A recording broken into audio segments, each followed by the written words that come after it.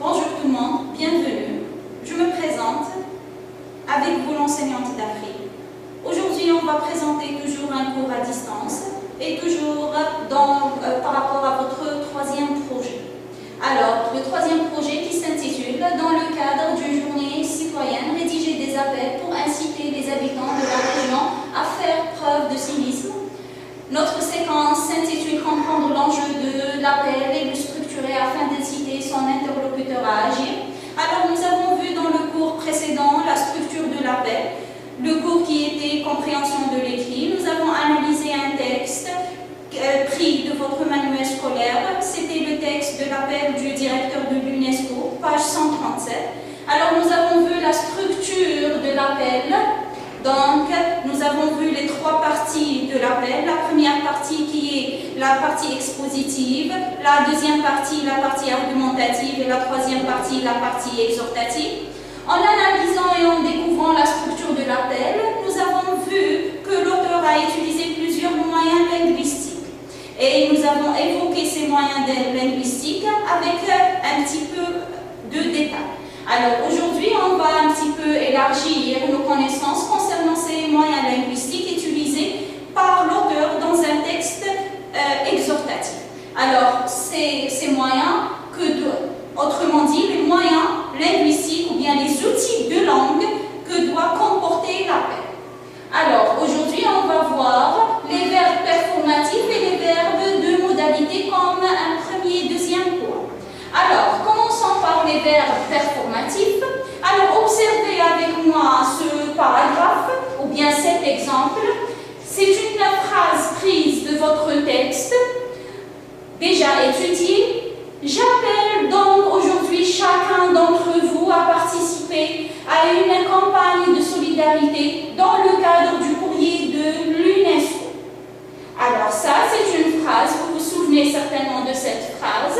Donc c'est une phrase prise de votre texte déjà étudié. Le texte, je répète, appel du directeur de l'UNESCO, de votre manuel scolaire, page 137. Alors, en observant cette phrase, ou bien cet exemple, vous avez remarqué certainement que appel est un verbe souligné. Alors, j'ai souligné le verbe, j'appelle. Alors, par quoi peut-on remplacer le verbe souligner? Alors, on peut le remplacer par plusieurs verbes. Par exemple, nous avons le verbe exhorter, conseiller, inviter. Je peux trouver aussi inciter, demander, etc. Alors, je peux dire, j'exhorte donc aujourd'hui chacun d'entre vous à participer à une campagne de solidarité dans le cadre du courrier de l'UNESCO. Je peux dire aussi, j'invite donc aujourd'hui chacun d'entre vous à participer à une campagne de solidarité dans le cadre du courrier de l'UNESCO. Comme je peux aussi dire, je demande donc aujourd'hui chacun d'entre vous à participer à une campagne de solidarité dans le cadre du courrier de l'UNESCO. Alors, comment appelle-t-on ce genre de verbe ou bien comment appelle-t-on ces verbes? Bien sûr, on les appelle les verbes performatifs. Les verbes performatifs. Donc, appeler, c'est un verbe performatif. Donc, exhorter, conseiller, inviter, prier, demander. Pardon. Aussi, on peut les appeler ou bien on les appelle verbes performatifs. Alors, dans un texte exhortatif, on doit toujours faire appel à l'utilisation d'un verbe performatif. Pourquoi? C'est toujours pour inciter à agir. Alors, pour inciter à agir, inciter qui? C'est notre destinataire. Vous vous souvenez, nous avons dit toujours la situation de communication toujours impose l'existence d'un destinateur et un destinataire. Donc le destinateur va lancer un appel à un destinataire à l'aide de en utilisant ce verbe performatif. Pourquoi? Pour l'inciter à agir.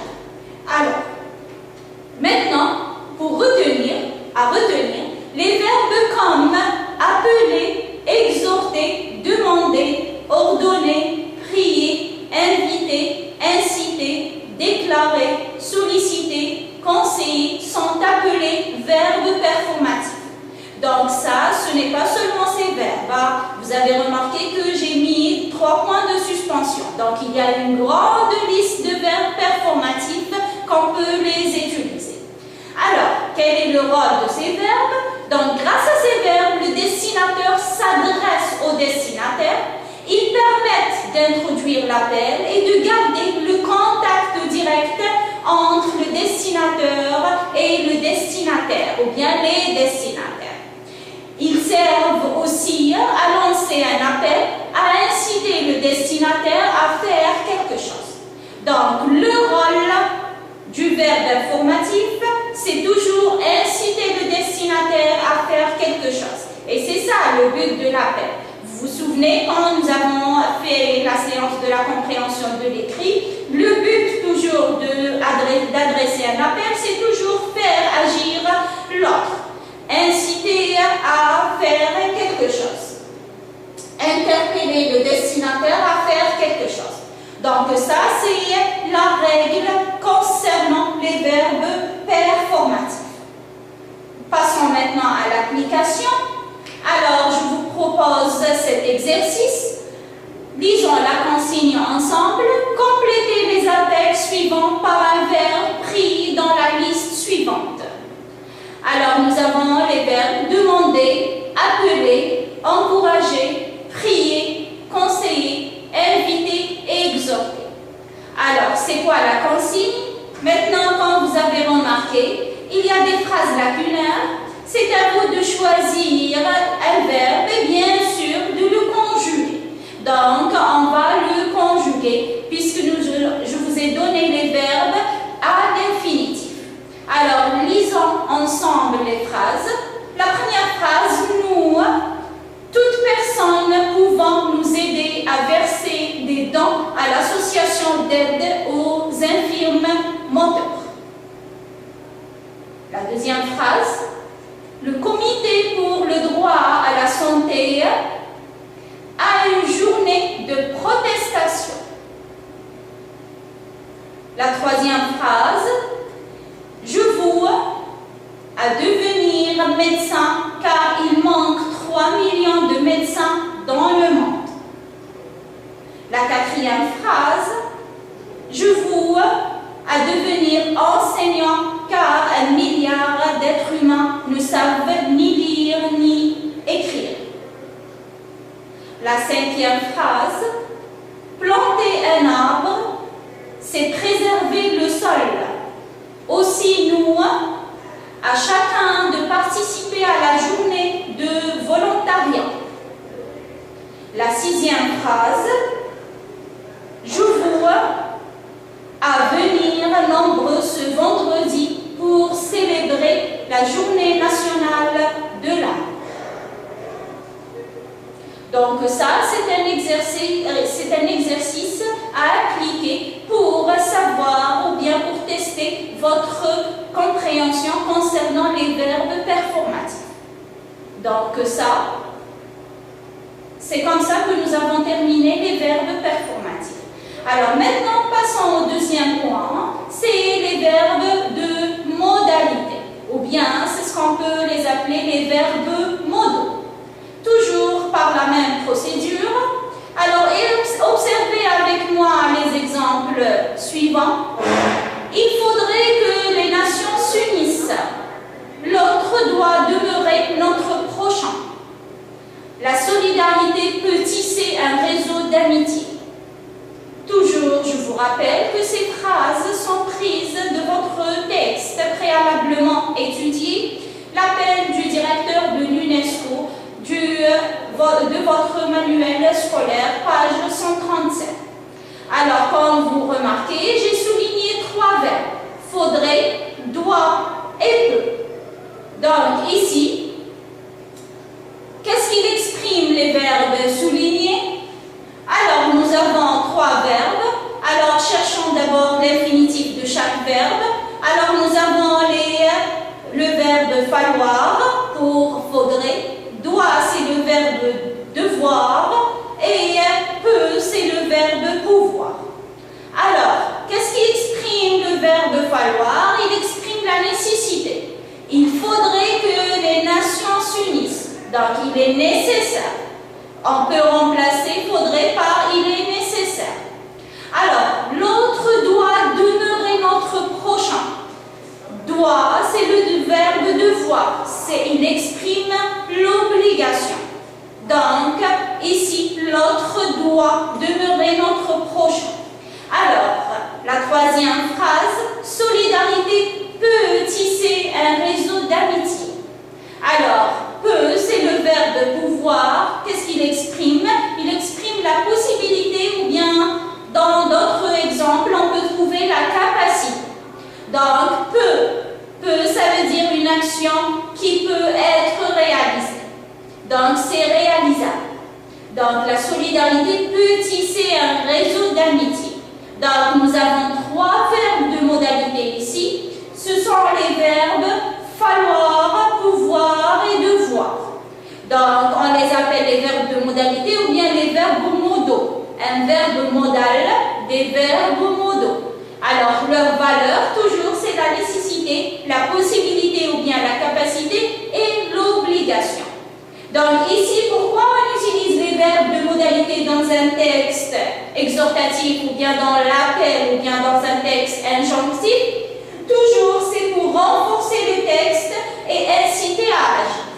Donc, toujours, il faut renforcer notre texte et toujours dans le but, inciter à agir notre destinataire.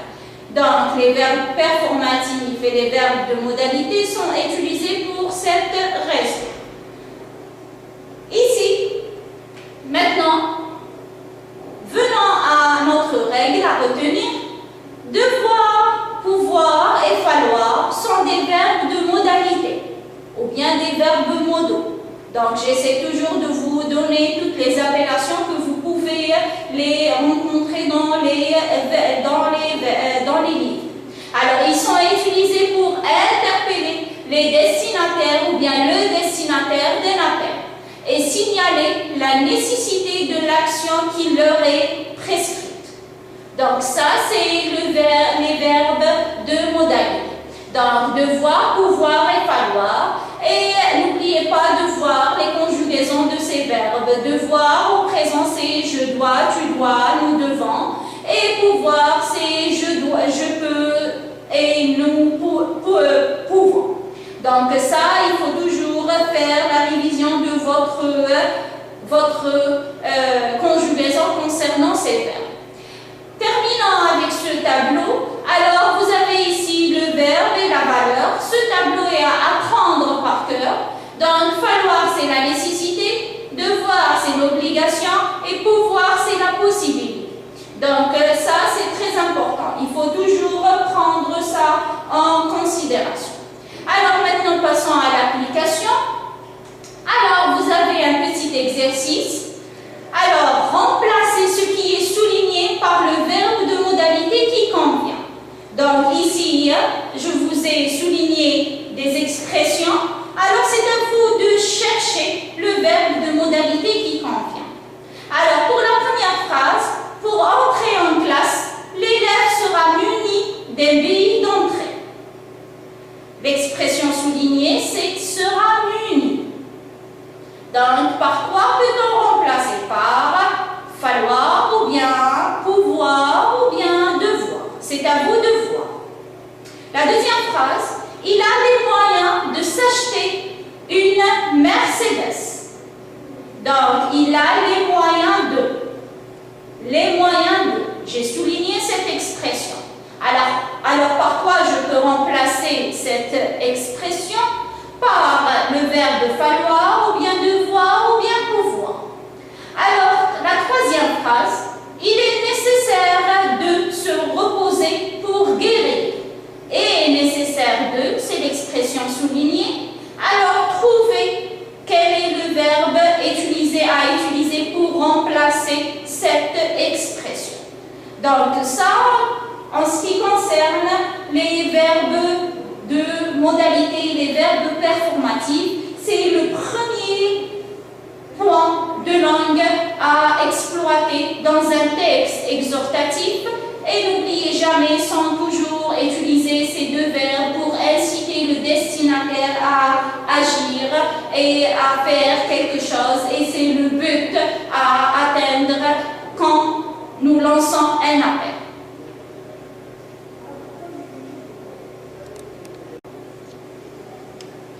Alors, après avoir vu les verbes de modalité et les verbes performatifs, passons maintenant au deuxième point. C'est le conditionnel présent et le subjonctif présent. Ce sont les temps verbaux utilisés dans un texte exhortatif que nous avons vu ensemble. Alors, commençons par le conditionnel présent. On va connaître c'est quoi le conditionnel présent, comment on va conjuguer au conditionnel présent, quelles sont les valeurs, et après on va appliquer avec un petit exercice d'application, et après on va passer au subjonctif présent et on va procéder de la même manière. Alors suivez avec moi et faites attention à ces exemples. Alors commençons par le conditionnel présent. Alors, il faut savoir que le conditionnel est un mode et non pas un temps. D'accord? Alors, observez avec moi l'exemple suivant. Il faudrait pour cela qu'elles unissent leur volonté et conjuguent leurs efforts. Donc, ça, c'est un exemple toujours pris de votre texte déjà étudié, qui est le texte intitulé, c'est un texte intitulé le appel du directeur de l'UNESCO, page 137. Donc, vous avez remarqué que j'ai souligné faudrait. Faudrait, c'est quel verbe? C'est le verbe falloir. À quel temps est conjugué ce verbe? Il est conjugué bien sûr au conditionnel présent. Au conditionnel présent. Alors, pourquoi au conditionnel présent? Parce qu'il y a le R du futur et la terminaison de l'imparfait. Donc, le R du futur et la terminaison de l'imparfait. Nous avons le R et AIT, il. Donc, je vais vous faire un petit rappel sur les terminaisons de l'imparfait. Nous avons AIS, AIS, AIT, IONS, IEZ, AIENT. Donc, ça, c'est concernant les terminaisons de l'imparfait. Maintenant, pour conjuguer un verbe au présent, au conditionnel présent, on doit garder sa forme au futur et après on va rajouter les terminaisons appropriées selon le sujet à utiliser. Donc ça c'est pour le conditionnel. Passons maintenant à notre règle. Alors le conditionnel est le mode verbal qui exprime les possibilités. Alors, donc ça c'est le conditionnel. Pour conjuguer un verbe au conditionnel présent, on doit avoir l'infinitif du verbe plus les terminaisons de l'imparfait. Alors, maintenant, j'ai pris un verbe du premier groupe, c'est le verbe inviter. Comme exemple, on va le conjuguer au conditionnel présent. Donc, j'aurai, j'inviterai, tu inviterais, il ou elle sans S inviterait, nous inviterions, vous inviteriez, il ou elle avec S inviterait, A-I-E-N-T. Donc ça concernant le conditionnel présent. Alors donc vous avez remarqué que dans un appel on doit toujours utiliser le conditionnel présent. Pourquoi? C'est pour exprimer la possibilité de faire l'action et de réaliser l'action. Maintenant passons à un exercice aux valeurs du conditionnel présent.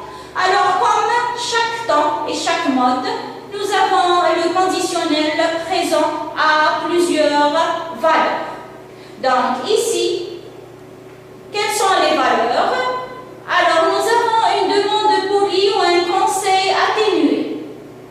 Donc, une demande polie ou un conseil atténué, c'est la première valeur. Donc, exemple, voudriez-vous débarrasser la table? Donc, ça, je vous demande poliment de débarrasser la table. Deuxième exemple, deuxième valeur, pardon, une information incertaine, cette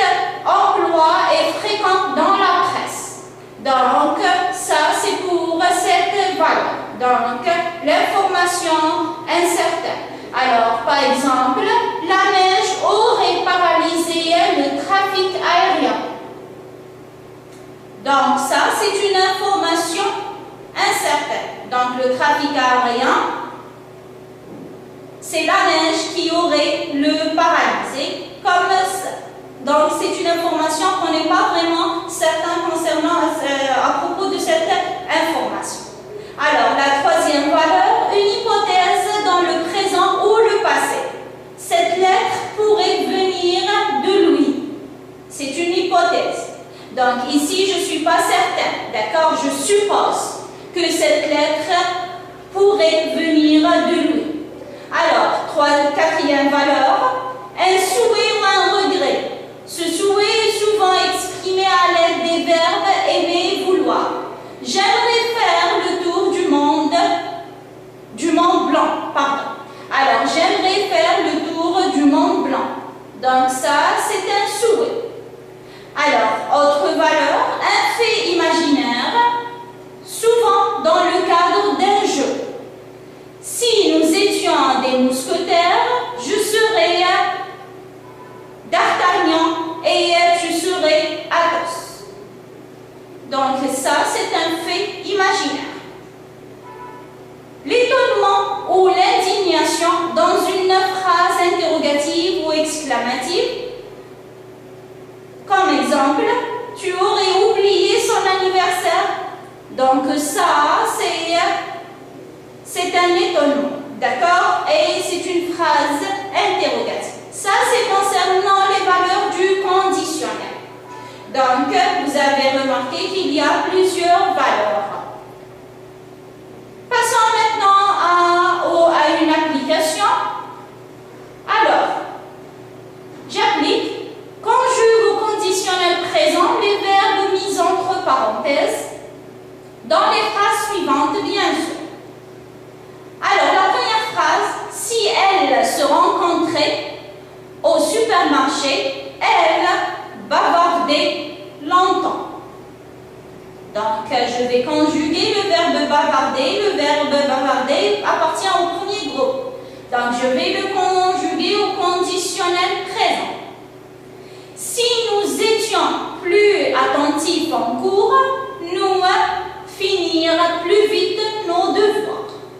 Finir, c'est un verbe du deuxième groupe. Comment on va le conjuguer au conditionnel présent? Troisième phrase, si vous gagnez de l'argent, je parierais que vous le dépensez trop vite. Dépenser, c'est un verbe du premier groupe. On va le conjuguer au conditionnel présent. Alors, si tu aimais bien les haricots verts, tu en mangeais souvent. Manger, c'est un verbe du premier groupe. 5. Si mes élèves faisaient du bruit, je insistais pour obtenir le silence. Insister, c'est un verbe du premier groupe. Sixième phrase. Pouvoir, vous me passez le sel, s'il vous plaît. Donc ici, c'est une phrase interrogative. Alors, comment je vais conjuguer le verbe pouvoir ici pour former la forme interrogative? La septième phrase, il, se souvenir, c'est un verbe pronominal, de moi si j'étais plus souvent avec lui. Et enfin, la huitième phrase, c'est toujours le verbe pouvoir, et dans une phrase interrogative, pouvoir, avoir le silence, s'il vous plaît. Donc ici, c'est à vous de trouver et de savoir comment conjuguer ces verbes, au conditionnel présent, bien sûr en appliquant la règle, le R du futur plus la terminaison de l'imparfait. Voilà. Donc ça, en ce qui concerne le conditionnel présent. Passons maintenant au deuxième point, c'est le subjonctif présent. On va procéder de la même manière. avec moi cet exemple. Alors, il faudrait en d'autres termes que l'humanité puisse passer de l'interdépendance à la solidarité. Donc, c'est une phrase prise de votre texte, déjà préalablement étudié ensemble. C'est l'appel du directeur de l'UNESCO, de votre manuel scolaire, page 137. Alors, vous avez remarqué certainement que j'ai écrit en gras et j'ai souligné le verbe « puisse ». Alors, selon vous, quel est l'infinitif de ce verbe et à quel temps est-il conjugué? Donc, c'est le verbe « pouvoir » et il est conjugué au subjonctif présent. Pourquoi au subjonctif présent? Parce qu'il y a l'existence du que l'humanité puisse passer de l'interdépendance à la solidarité. Donc ici, ce que exige la conjugaison, exige que le verbe se conjugue au subjonctif présent. Donc ici, c'est le puisse, c'est la conjugaison du verbe pouvoir au subjonctif présent. Alors, qu'est-ce qu'il exprime le subjonctif présent? Maintenant, arrivant à cette question, pourquoi on utilise le subjonctif présent et qu'est-ce qu'il exprime? Alors, le subjonctif présent exprime une action incertaine, non réalisée au moment où nous exprimons. Donc, ici, c'est la valeur du subjonctif présent. Donc, pourquoi on utilise ça? Pourquoi on utilise ce mode? C'est pour exprimer une action incertaine, elle n'est pas réalisée au moment où nous parlons. Donc, ici, c'est pour le subjonctif présent. Alors, passons maintenant, comment est-il formé? À la formation de ce temps. Comment on conjugue au subjonctif présent?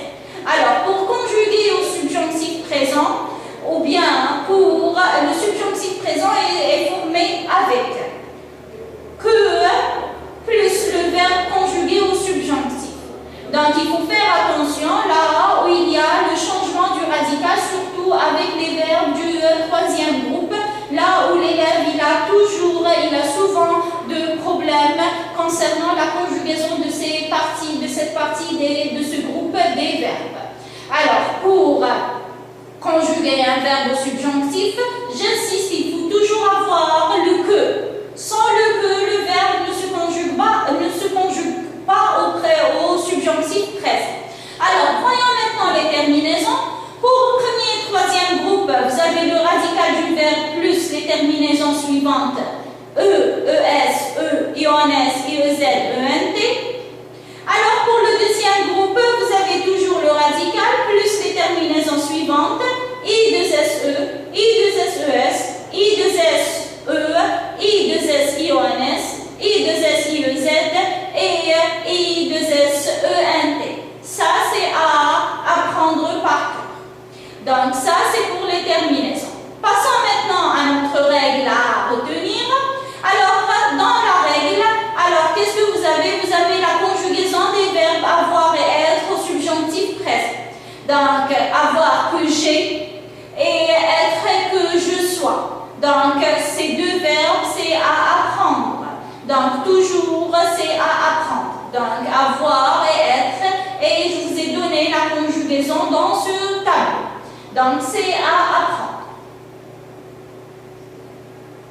Maintenant, passons aux valeurs du subjonctif présent. Alors, le subjonctif présent sert à exprimer l'ordre ou le souhait dans une proposition indépendante.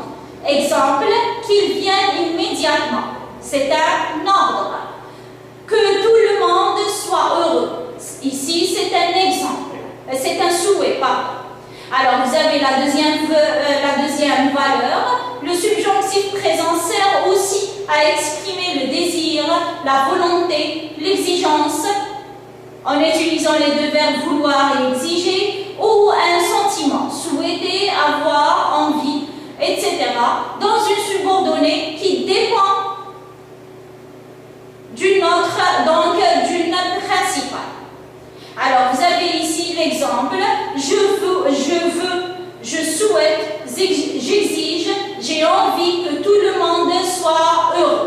Donc ici, c'est le désir, la volonté ou l'exigence.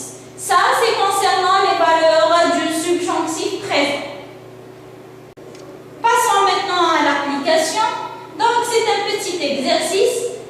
La consigne conjugue au subjonctif présent les verbes entre parenthèses, puis indique leur valeur. Donc vous avez ici un travail de deux étapes. Une fois que vous avez terminé la conjugaison au subjonctif présent, vous allez indiquer la valeur de ces verbes. Alors la première phrase, je ne veux pas que tu sortir sans ton parapluie. Donc ici c'est le que et le verbe c'est sortir. C'est un verbe du troisième groupe. La deuxième phrase, il n'est pas nécessaire que vous apportez toutes vos affaires. Que vous apportez toutes vos affaires. Apporter, c'est le verbe du premier groupe. Troisième phrase, nous ne souhaitons pas qu'il venir car il n'est pas très en forme en ce moment. La quatrième phrase, il se peut que nous être en retard. Ne vous en faites pas. Cinquième phrase, tu souhaitais que Jean-Baptiste devenir moins susceptible. Devenir. 6. Pourvu qu'il être à l'heure, sinon nous allons rater la séance. 7. Le facteur craignait que Lise et Pierre avoir leur courrier en retard. Lise et Pierre, donc ce sont les sujets. 8. Elle ne casse jamais rien, bien qu'elle ne fasse pas attention à ce qu'elle fait. Donc ça, c'est un exercice pour appliquer sur le point du subjonctif présent. Donc maintenant, nous avons vu le conditionnel présent et le subjonctif présent. Comment on conjugue au conditionnel présent? Quelles sont les valeurs du conditionnel? Et nous avons vu au subjonctif la même chose, comment former, comment conjuguer au subjonctif présent et quelles sont ces valeurs avec deux petits exercices d'application. Merci pour votre attention. Au prochain cours.